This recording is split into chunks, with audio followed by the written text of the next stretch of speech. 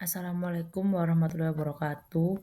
Perkenalkan kami dari kelompok E, Akuntansi Keuangan Menengah 2, akan menjelaskan tentang latihan soal materi perubahan akuntansi dan analisis kesalahan. Sebelumnya, izinkan saya memperkenalkan anggota kelompok saya. Yang pertama ada Nazifa Salvia dengan NPM akhir 302, Vanessa Joshi dengan NPM akhir 054, Awalina Putri dengan NPM akhir 046, dan Rizka Dunur Fadila dengan NPM akhir 335. Baik, berikut adalah soal problem pada chapter 22.1. Assalamualaikum warahmatullahi wabarakatuh. Perkenalkan, saya Vanessa Josie Francisca dengan NPM akhir 054 dari kelompok E. Di sini saya akan menjelaskan soal problem 221 dari bab perubahan akuntansi analisis kesalahan, di mana yang pertama itu kita disuruh mencari perhitungan depresiasi per tahun yang baru, yaitu nilai awal peralatan pada tanggal 2 Januari 2019 itu 85.000. Lalu dicari akumulasi depresiasi per tahunnya itu 85.000 dikurangi 5.000 dibagi 10. Nah, 5.000 ini dari ini nilai sisanya kan dikurangi jadi 80.000, terus dibagi 10 dapat 8.000. Setelah itu dicari jumlah tahun sampai dengan awal tahun 2022, yaitu dari 2019, 2020, dan 2021. Di mana 80.000 itu tadi dibagi dengan 10, yaitu menghasilkan 8.000. Lalu pada tahun 2019 sampai 2021 itu di total jumlahnya terdapat 24.000. Setelah itu, nilai awal peralatan pada tanggal 2 Januari 2019 itu kan tadi 85.000 dikurangi dengan akumulasi depresiasi sampai tahun 2022 tadi, yaitu 24.000 menghasilkan nilai bukunya yaitu 61.000. Lalu dikurangi lagi dengan nilai sisa, jadi biaya yang dapat disusutkan itu sebesar 58.000. Depresiasi pada tahun 2022 itu menghitungnya yaitu biaya yang dapat disusutkan itu tadi dibagi dengan 4. Nah, 4 ini merupakan nilai estimasi sisa manfaat yang baru, yaitu totalnya sebesar 14.500. Lalu di jurnalnya yaitu depreciation expense atau beban penyusutan pada akumulasi penyusutan peralatan, yaitu ini tadi akumulasi depreciation equipment sebesar 14.500. Selanjutnya yang kedua itu dihitung perhitungan depresiasi per tahunnya juga sebagai berikut. Cuman kan yang tadi peralatan, nah ini yang kita hitungnya itu yang bangunan, di mana biaya bangunannya itu sebesar 300.000. Lalu dikurangi akumulasi depresiasinya pada tahun 2020 dan 2021, di mana 2020 ini sebesar $60.000, lalu yang 2021 itu $48.000. Nah, ini dikurangi semua, dari 300 dikurangi 60, lalu dikurangi 48.000, itu sebesar $192.000. Nah, $192.000 ini merupakan nilai buku dari bangunan pada tanggal 2 Januari 2022. Lalu dikurangi lagi dengan nilai sisanya, yaitu 30.000. Jadi, biaya yang dapat didepresiasikan itu 162.000.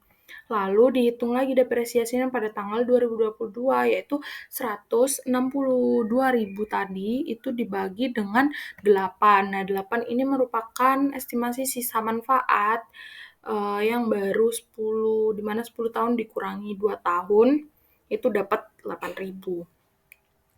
Lalu totalnya berarti $20.250.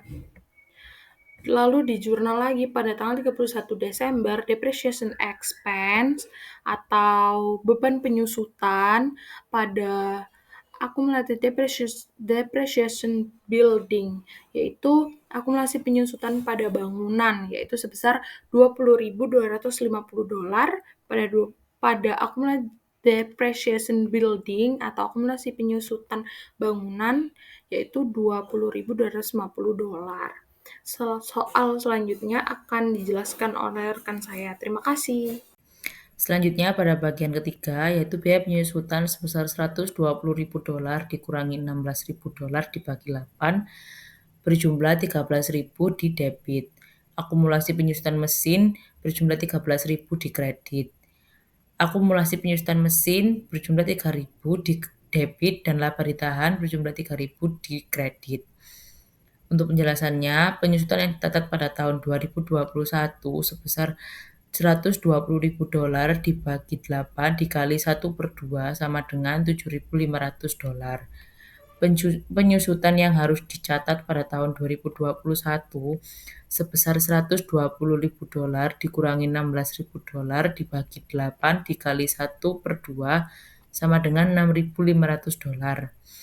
Penyusutan yang tercatat pada tahun 2022 sebesar $120.000 dibagi 8 sama dengan $15.000. Penyusutan yang harus dicatat pada tahun 2022 sebesar $120.000 dikurangi $16.000 dibagi 8 sama dengan $13.000. Depresiasi yang diambil pada tahun 2021 sebesar $7.500, pada tahun 2022 sebesar $15.000, jika ditotal sebesar $22.500. Penyusutan yang harus diambil pada tahun 2021 sebesar $6.500, pada tahun 2022 sebesar $13.000, maka ditotal sebesar $19.500. Untuk perbedaannya, pada tahun 2021 sebesar 1.000, pada tahun 2022 sebesar 2.000, maka jika ditotal sebesar $3.000. Untuk yang B, membuat jurnal laporan laba rugi kooperatif perusahaan Holtman pada tahun 2021 dan 2022.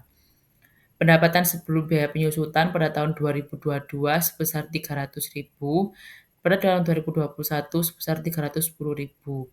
Beban penyusutan pada tahun 2022 sebesar $47.750, pada tahun 2021 sebesar $69.000.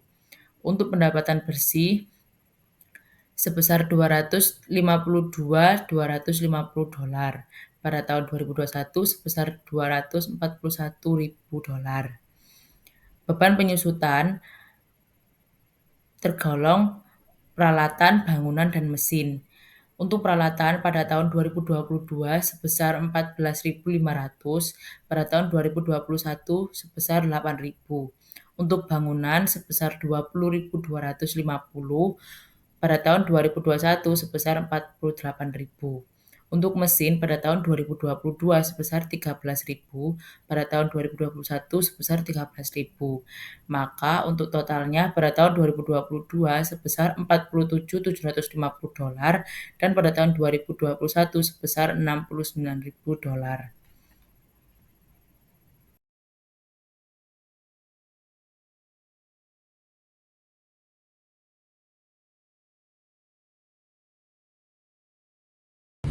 Jadi di sini saya akan menjelaskan mengenai soal P2.2, yaitu instruksi yang pertama, tunjukkan bagaimana setiap perubahan atau koreksi yang harus ditangani oleh akuntansi. Yang kedua, buatlah laporan laba rugi kooperatif untuk 2019 hingga 2022. Yang pertama, koreksinya yaitu beban piutang tak tertagih pada 2019 itu seharusnya tidak dikurangi dengan 10.000. Nah, perubahan dalam tingkat pengalaman dianggap sebagai perubahan dalam estimasi yang harusnya ditangani secara prospektif. Yang kedua, yaitu perubahan dari biaya rata-rata ke FIFO dianggap sebagai perubahan dalam kebijakan akuntansi yang harus ditangani secara retrospektif. Yang ketiga, ada dua jawaban, yaitu yang pertama kesalahan inventaris pada tahun 2021 adalah penyesuaian periode sebelumnya dan laporan keuangan 2021-2022 harus disajikan kembali. Nah, yang selanjutnya ada penyelesaian gugatan yang diperlakukan dengan benar. Untuk soal yang kedua, yaitu membuat laba rugi kooperatif dari tahun 2019 hingga tahun 2022. Yang pertama, net income unadjusted pada tahun 2019 yaitu sebesar 140.000, 2020 sebesar 160.000, 2021 sebesar 205.000, 2022 sebesar 276.000. Nah, untuk yang pertama bad debt expense atau bad debt expense adjustment untuk 2019 adalah minus 10.000. Yang 2020 hingga 2022 tidak ada. Yang kedua adalah inventory adjustment atau FIFO pada tahun 2019 sebesar 15.000. Yang pada tahun 2020 5.000, 2021 10.000, 2022 negatif 16.000. Yang ketiga adalah inventory overstatement. Nah, untuk di 2019 dan 2020 itu tidak ada. Untuk 2021 itu sebesar negatif 14.000. Untuk 2022 sebesar 14.000. Nah, sedangkan net income adjusted pada tahun 2019 dihasilkan sebesar 145.000. Untuk 2020 sebesar 165.000. Untuk 2021 sebesar 201.000 dan untuk 2022 274.000. Nah, untuk soal selanjutnya akan dibahas oleh rekan saya. Pada kode soal 223 itu menyiapkan entry jurnal yang diperlukan pada tanggal 31 Desember 2022 untuk mencatat koreksi dan perubahan yang berada di atas. Pembukuan masih terbuka untuk tahun 2022 dan tarif pajak penghasilan adalah 40%. Chen belum mencatat beban pajak penghasilan tahun 2022 dan jumlah yang harus dibayarkan sehingga dampak pajak tahun berjalan dapat diabaikan. Dampak pajak tahun sebelumnya harus dipertimbangkan dalam 4 item. Pada nomor pertama, sebelumnya itu terdapat jurnal 31 Desember 2022 itu ada saldo laba pada beban komisi penjualannya sebesar 3.500, beban komisi penjualan pada utang komisi penjualnya ada 2.500. Lalu terdapat jurnal saldo laba sebesar 3.500 pada utang komisi penjualannya 2.500 dan beban komisi penjualannya 1.000 dihasilkan dari 3.500 kurangi 2.500. Lalu yang nomor 2 ada beban pokok penjualan sebesar 25.700. Lalu pada saldo laba ditahannya 19.000 dan inventarisnya 6.700. Sehingga pada terdapat penghasilan yang kelebihan pada 2008 di persediaan awalnya 0 dan persediaan akhirnya minus 16.000. Lalu pada 2009 di persediaan awal ada 16.000 dan akhirnya ada 19.000.